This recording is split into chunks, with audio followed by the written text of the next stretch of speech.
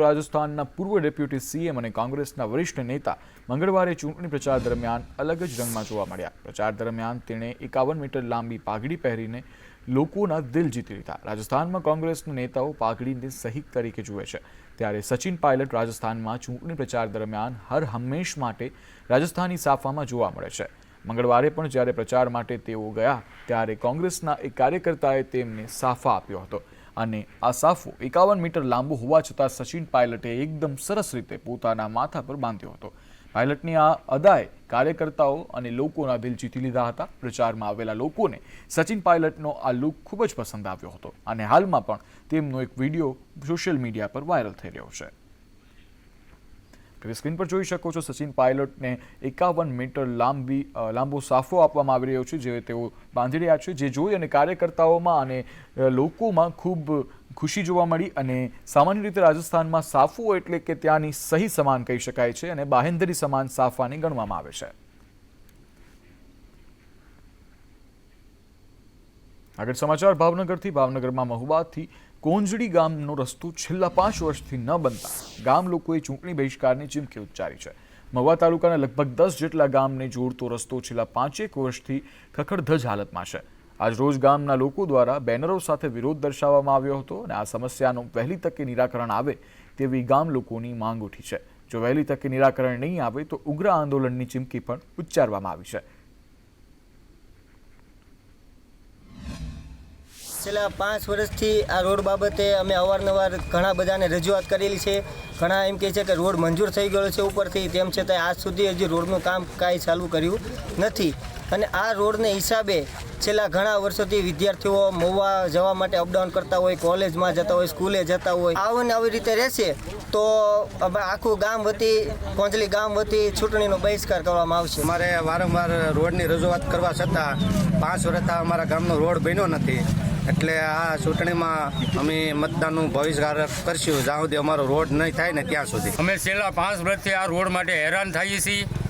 અમે ઘણી ધારાસભ્યોને, તાલુકા પંચાયતના સદસ્યને, જિલ્લા પંચાયતના સદસ્યને ઘણી રજૂઆત કરી, પણ આ 5 વર્ષથી અમે એટલા બધા રોડથી હેરાન થઈ ગયા છીએ કે કોઈને ડિલિવરી માટે મહુવા જવાનું હોય તો તે 108ને રસ્તામાં એને ડિલિવરી થઈ જાય. વારવાર રજૂઆત કરવા છતાંય તે જો આ રોડનું કામ શરૂ કરવામાં નહીં આવે તો અમે ચૂંટણીનો બહિષ્કાર કરીશું અને અમારા ગામના કોઈ મતદાન દેવા માટે મતદાન મથકે જાય નહીં. ઉનાળાની શરૂઆત સાથે જ ભુજમાં પાણીની પ્રયાણ જોવા મળી રહી છે. નર્મદાની મુખ્ય લાઇનમાં ભંગાણ થતાં શહેરોમાં પાણીની સમસ્યા વિકટ બની છે. પરિણામે શહેરમાં ટેન્ક રાજ જોવા મળી રહ્યું છે. ભુજ શહેર પીવાના પાણી માટે સંપૂર્ણ નર્મદાના નીર પર નિર્ભર છે. તેવામાં મુખ્ય લાઇનમાં ભંગાણ થતાં છેલ્લા 10 દિવસથી પાણીનો સપ્લાય બંધ છે, જેના કારણે ભુજમાં પાણીનો પોકાર ઉઠ્યો છે. એક બાજુ આકરો ઉનાળો, બીજી બાજુ શહેરમાં પાણીની સમસ્યાથી લોકો ત્રસ્ત થયા છે. જે નગરપાલિકા દ્વારા વ્યવસ્થા કરવામાં આવે પાણીની, એ બિલકુલ સદંતર નિષ્ફળ ગઈ છે. ઘરે ઘરે પાણીના કકળાટ કહીએ તો એને કકળાટ કહી શકીએ, કારણ કે માણસોને નાહવા ધોવા માટે, પીવા માટે પાણીની સવલત નથી મળતી. ત્યારે જે પ્રાથમિક સગવડો પણ જો આ સરકાર, આ નગરપાલિકા નિષ્ફળ ગઈ હોય તો આપ સમજી શકો છો. એમ મારે આપણે આ અત્યારે યાદ કરાવવું જોઈએ કે વૈજ્ઞાનિકો અને ભવિષ્ય વેતાઓ ભવિષ્ય બાંખ્યું છે કે વિશ્વની અંદર 2 યુદ્ધો થયા અને હવે 3જો યુદ્ધ થશે, જળ ક્રાંતિને થશે. નથી પીવાનું પાણી, નથી લેટ્રિન બાથરૂમમાં વાપરવાનું પાણી વગર ક્યાં કને જવાનું? એ આટલામાં ક્યાંય છે નહીં કે હાલો ક્યાંકથી આપણે ભરી આવીએ, તો પાણી વગર કરવાનું શું? કારણ કે 1-2 દિવસ હોય તો હજી ચલાવી લઈએ, 10 દિવસ કેવી રીતે ચાલે? કાંઈક તો એનું નિરાકરણ તો હોવું જોઈએ ને. આટલા ટેક્સ લેતા હોય, બધું આટલું કરતા હોય, હમણાં ચૂંટણી આવશે તો હમણાં બધા વોટ લેવા આવશે, બાકી પાણી માટે કોઈ પૂછવા આવતું નથી. જલ છે તો જીવન છે, પણ જલ જ નથી તો આપણું જીવન કેવી રીતે રહેશે? અને અમે કાઉન્સિલરને કેટલા મેં ફોન કર્યા, કોઈ ફોન ઉપાડતું નથી. આજ 10 દિવસ થઈ ગયા, પાણીનો કાંઈ અતો પતો નથી. આજે અમે કપડાં ભેગા કરીએ મેલા તો કેટલા દિવસના ભેગા કરીએ.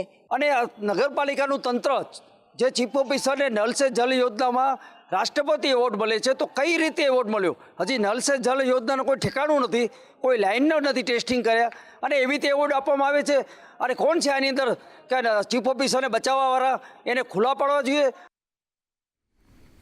આગળ વાત કરવી છે જામનગરની. જામનગરમાં દિયા તલે અંધેરા, આ વાતને સાર્થક કરતો કિસ્સો સામે આવ્યો છે. વાત છે જામનગરની, જ્યાં શહેરીજનોને પાણી પહોંચતા કોર્પોરેશનના વહીવટી બિલ્ડિંગમાં જ નળ કનેક્શનનો અભાવ સામે આવ્યો છે.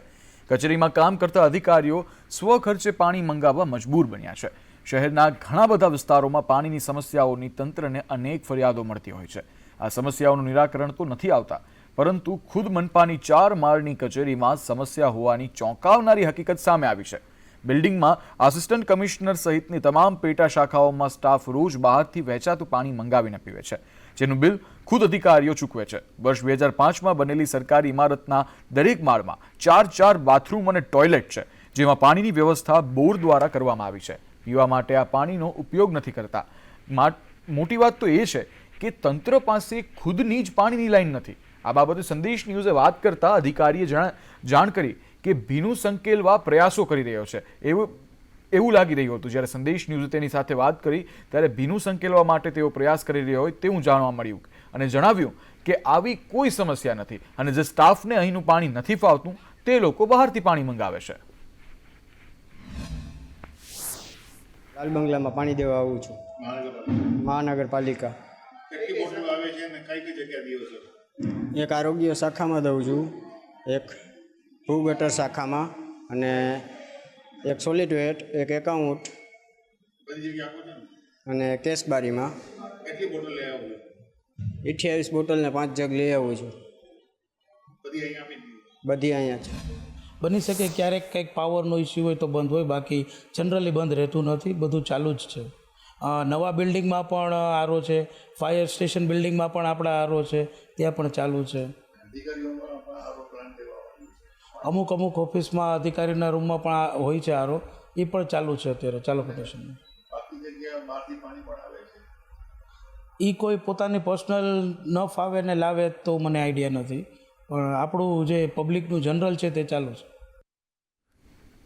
ચૈત્ર સુદ એકમ એટલે ગુડી પડવો. અમદાવાદમાં મરાઠી મહિલાઓએ મરાઠી નૃત્ય સાથે ગુડી પડવાની ઉજવણી કરી. મરાઠીઓ નૂતન વર્ષ તરીકે ગુડી પડવાની ઉજવણી કરે છે. મરાઠી બંધુઓએ મરાઠી ટ્રેડિશનલ સાથે નવા વર્ષની શરૂઆત કરી. ચૈત્ર સુદ એકમ એટલે ગુડી પડવાની પણ નવરાત્રી સાથે એટલું જ મહત્વ છે અને મહારાષ્ટ્રીયન બંધુઓમાં આજના દિવસે તેમને વસંત ઋતુના પ્રારંભની સાથે ગુડી પડવાની ઉજવણી કરવામાં આવે છે અને આ પર્વનું તેઓ મરાઠી નૃત્ય સાથે ઉજવણી કરતા હોય છે. નવા વર્ષ તરીકે તે આ ઉજવતા હોય છે અને તમામ મહારાષ્ટ્ર બહેનો છે જે અમદાવાદના શેલા ખાતે ભવ્યથી ભવ્ય ઉજવણી છે તે કરવામાં આવી છે. આજે ગુડી પડવાની મહારાષ્ટ્રીયન બંધુઓ દ્વારા કેવી રીતે ઉજવણી કરવામાં આવી રહી છે? અમે બધા મહિલાઓ મળીને આ ગુડીની સ્થાપના કરી છે અને બધા ભેગા મળીને ફુગડી રમીએ છીએ, લેઝીમ રમીએ છીએ, પછી એકબીજાને હળદર કંકુ લગાવીએ છીએ અને એક શુભેચ્છા આપીએ છીએ. ગુડી પડવાની ભવ્યથી ભવ્ય ઉજવણી છે તે શેલા ખાતે મરાઠી બહેનો દ્વારા કરવામાં આવી છે. કેમેરામેન ચેતન પરમાર સાથે દિવ્યા ચૌહાણ, સંદેશ ન્યૂઝ, અમદાવાદ.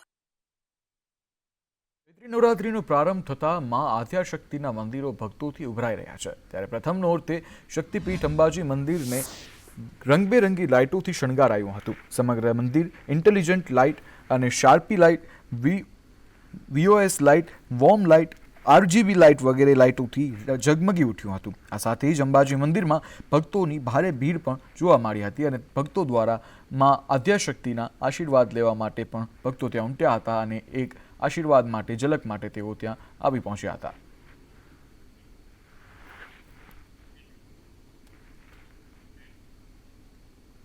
ચૈત્રી નવરાત્રિને પાવાગઢમાં ભક્તોનું ઘોડાપુર. મહાકાળીના દર્શનાર્થે ઉમટ્યા ભક્તો મોડી રાતથી જ દર્શન કરવા માટે લોકો સૂઈ રહ્યા હતા અને 4 વાગ્યે પાવાગઢ મંદિરમાં મંગળા આરતી પણ ભક્તો દ્વારા કરવામાં આવી હતી. મોડી રાતથી જ ત્યાં લાંબી લાઈન લાગી ગઈ હતી માના દર્શન માટે અને લોકો ત્યાં પહોંચી વળ્યા હતા માના દર્શન માટે.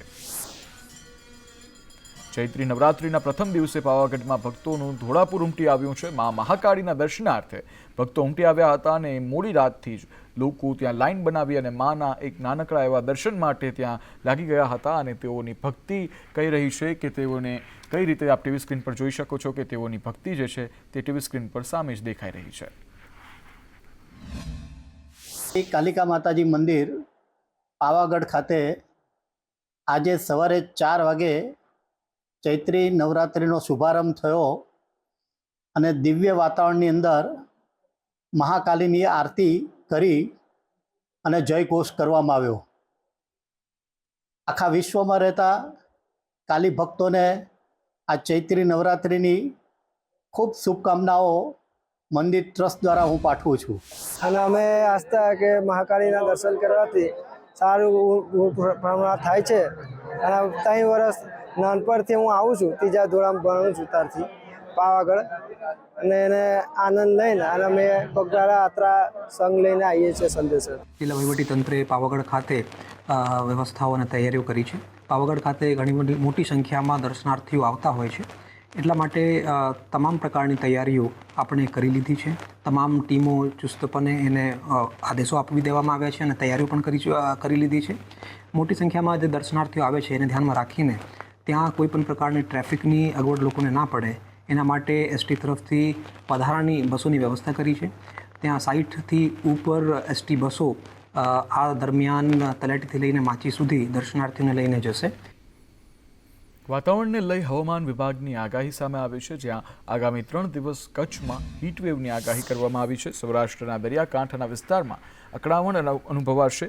સાથે 13થી 15 એપ્રિલ સામાન્ય વરસાદની આગાહી કરવામાં આવી છે. વલસાડ, નવસારી, સુરત, ગીર સોમનાથમાં આગાહી કરવામાં આવી છે. 14 અને 15 એપ્રિલે છોટાઉદેપુરમાં વરસાદની આગાહી જોવા મળી રહી છે. નર્મદા, ગીર સોમનાથમાં પણ કમોસમી વરસાદની આગાહી સામે આવી છે.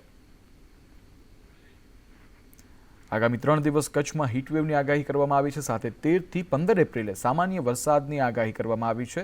વલસાડ, નવસારી, સુરત, ગીર સોમનાથ અને સાથે જ છોટાઉદેપુરમાં વરસાદની આગાહી કરવામાં આવી છે.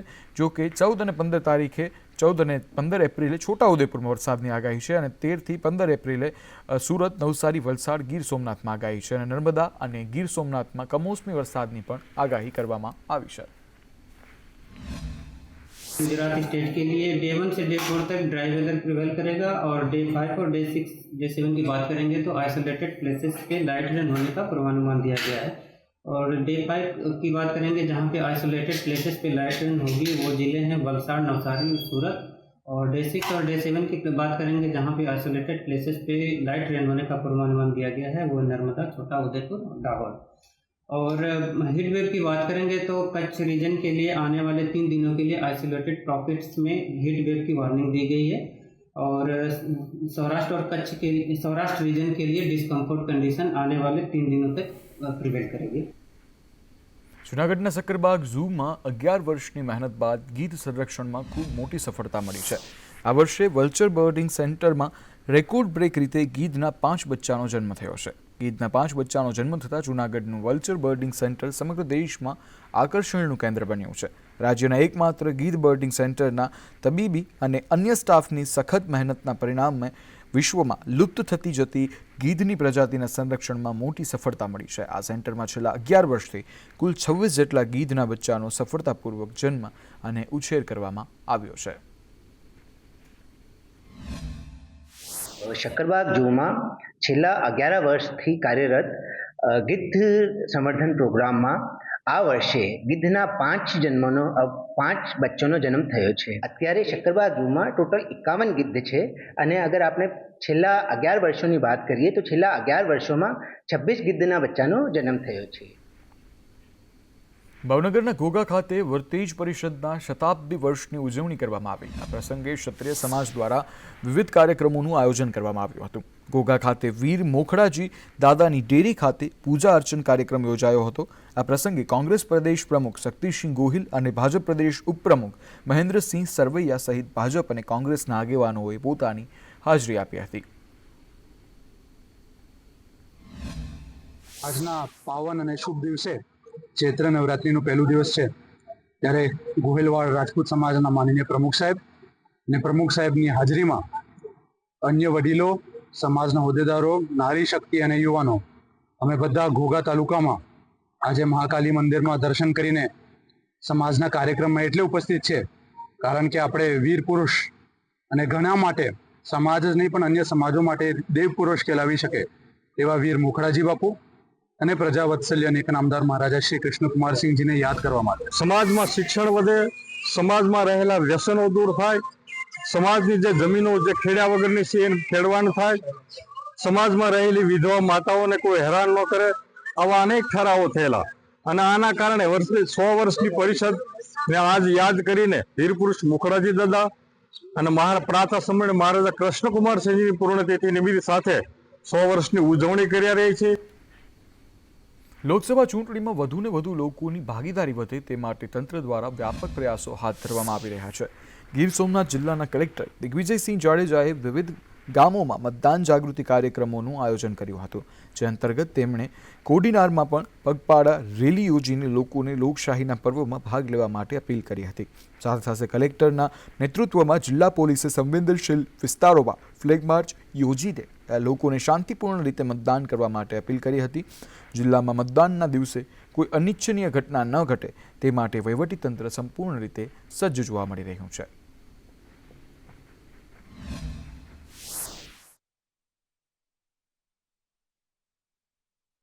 આજે જે સંવેદનશીલ મતદાન મથકોની મુલાકાત હતી જોઈન્ટ અમારી અને એસપીની, અને જે મતદાન જાગૃતિ અંગેનો પણ અમારો ભેગું એમાં કાર્યક્રમ હતો.